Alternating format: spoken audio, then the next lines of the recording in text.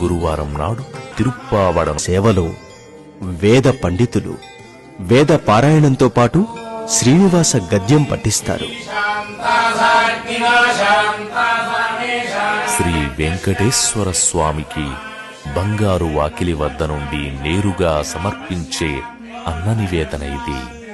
బంగారు వాకిలి ముందు గరుడాల్వార్కు ఎదురుగా 4 స్తంభాల మధ్య 484 కిలోల బియ్యంతో తయారు చేసిన పులిహోర రాశిని పెద్ద శిఖరంలాగా ఏర్పాటు చేస్తారు. పులిహోర అన్నరాశిని కొన్ని భాగాలుగా తయారు చేసి పైభాగాన పెద్ద అన్నకూటాన్ని శిఖరంలాగా 8 దిక్కులా 8 శిఖరాలను ఏర్పాటు చేసి అన్నరాశిని నైవేద్యానికి సిద్ధం చేస్తారు. అందుకే ఈ తిరుప్పావడను అన్నకూట మహోత్సవం అని పిలుస్తారు.